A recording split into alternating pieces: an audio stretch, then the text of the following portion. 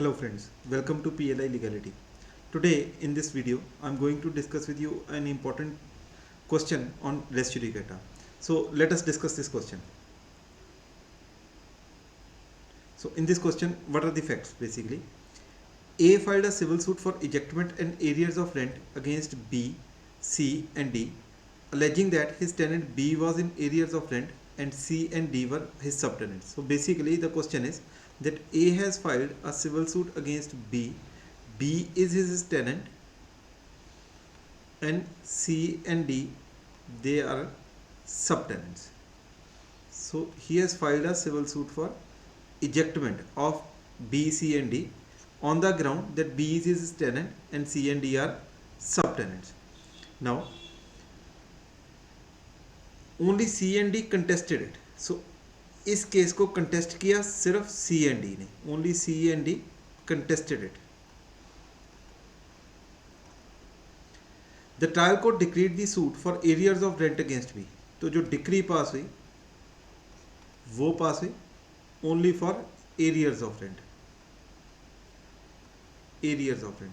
सो इसका सूट क्या था? बेसिकली सूट में इसने दो रिलीफ्स मांगे थे. One relief was ejectment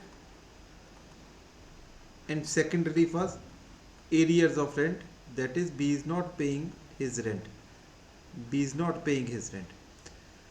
alright, now it was held that C and D were not subtenants. तो issue जो था subtenancy का issue that was decided against A. So basically what was the issue decided? Arrears of rent का decide हो गया A की favor में, and it is also decided कि C and D are not subtenants. ये subtenants नहीं है. Then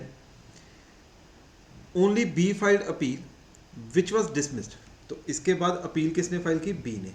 तो B filed an appeal against A जिसमें he has filed an appeal against the decree for arrears of rent. तो इसके regarding इसने ये अपील फाइल कर दी.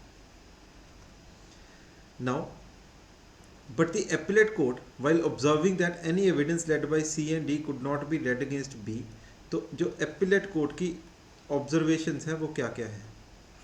तो what appellate court observed, तो क्या क्या ऑब्जर्वेशंस हैं, तो इनको भी एक बार नोट डाउन कर लेते हैं so that we can understand the question properly. So it says the evidence led by C and D could not be read. तो पहली ऑब्जर्वेशन है कि जो एविडेंस सी एंड डी ने दिया है, evidence led by C and D can not be read against B,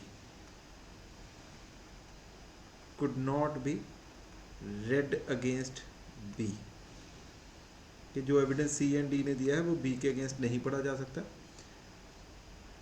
and further observe that it appeared that C and D be closely related to B were in possession on his behalf as licensees. और साथ में और क्या observation दी कि जो C and D हैं they seems to be licensee, seems to be licensee of B.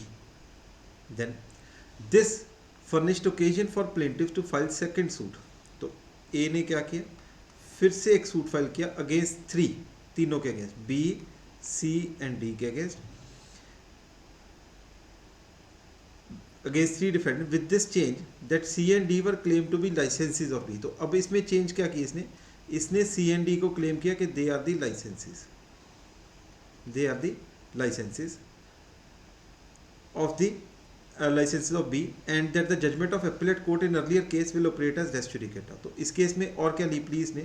तो one of the plea of A is कि जो issue है whether C and D are licenses,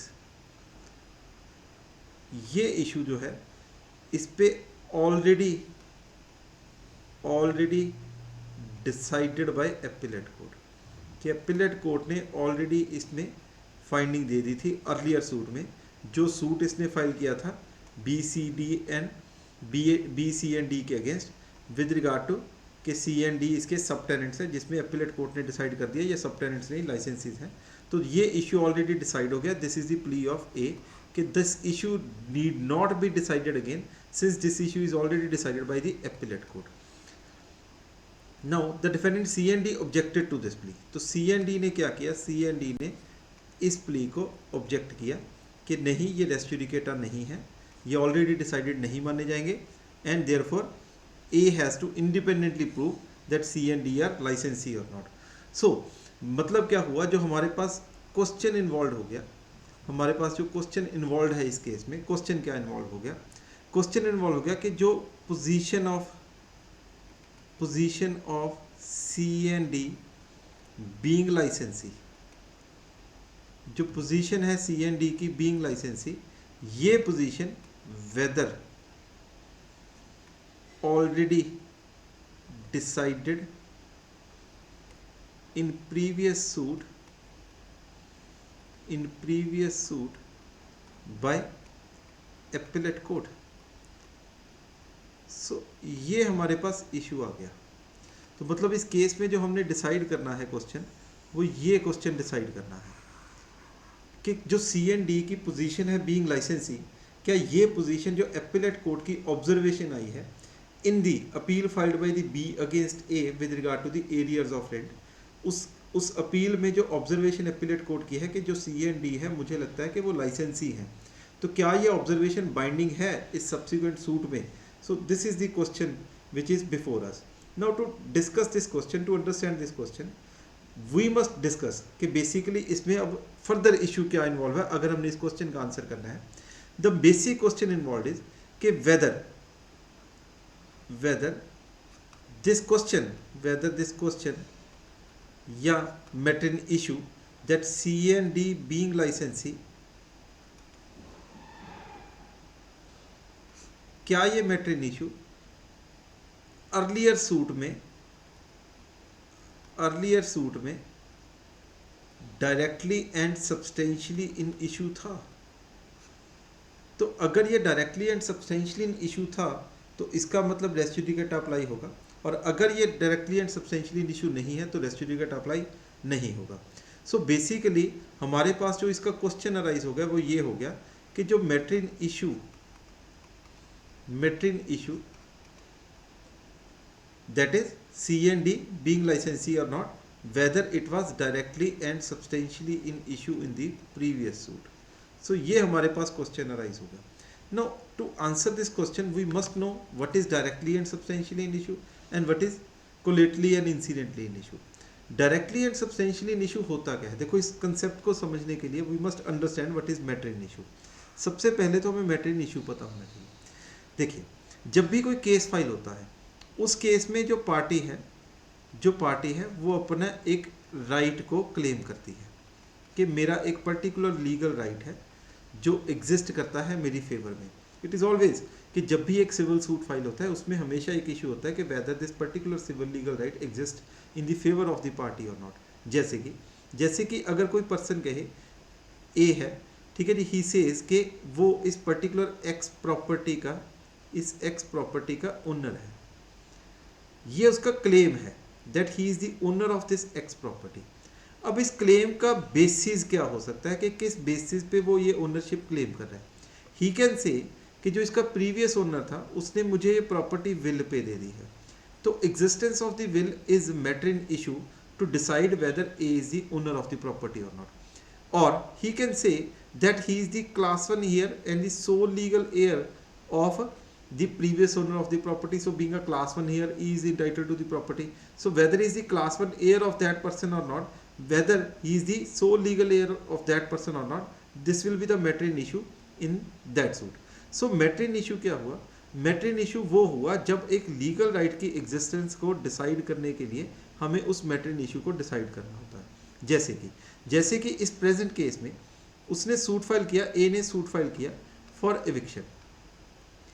eviction का बेसिस क्या था कि जो सी एंड डी है वो सब टेनेंट्स है कि अगर ये प्रूव हो जाए कि वो सब टेनेंट्स है और बी ने बिना ए की परमिशन के सी एंड डी को एज अ सब टेनेंट रखा है, तो इसका मतलब क्या है कि इसको अपना रिलीफ ऑफ एविक्शन मिल जाएगा। So basically this is what is we say कि he has claimed the relief of eviction. और ये क्या है, इस राइट को, इस क्लेम को प्रूव करने के लिए इसको क्या प्रूव करना ज़रूरी है कि सी एंड डी सब टेनेंट्स हैं या नहीं है। ठीक है जी। नाउ अब अगर हम बी की अपील देखें, क्योंकि इस केस में जो एपिलेट कोर्ट थी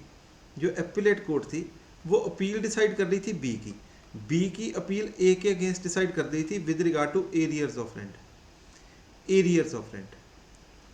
अब इस एरियर्स ऑफ रेंट को डिसाइड करने के लिए क्या सी एंड डी का सब टेनेंट होना या लाइसेंसी होना, क्या इस बात के प्रूफ से इस बात पे कोई इफेक्ट आ रहा है कि अगर C and D sub tenants है या लाइसेंसी है तो B will not be liable to pay arrears of rent? Answer is no. So meaning thereby this issue has no bearing on this right claimed by B, जिसकी वजह से ये इशू whether C and D are licensee और not, this is not a matter in issue directly and substantially in issue, so therefore this will not operate as res judicata. So this is basically how we go to answer this question. So hope you understood this discussion. Now what is the simple answer, that how can you write this answer?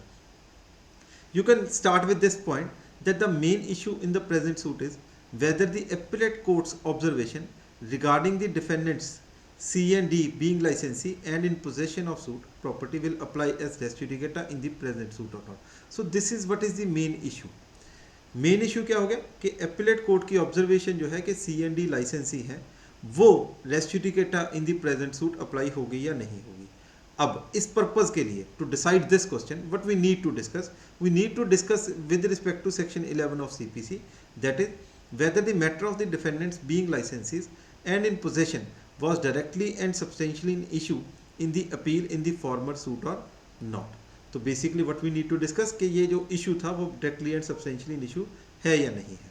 Now matter directly and substantially in issue का मतलब क्या होता है, that which are essential to be proved और disproved in order to decide the suit with finality, कि अगर हमने उस सूट को फाइनलिटी के साथ डिसाइड करना है तो इस मैटर इन इशू को हमें असेंशियल है प्रूव करना.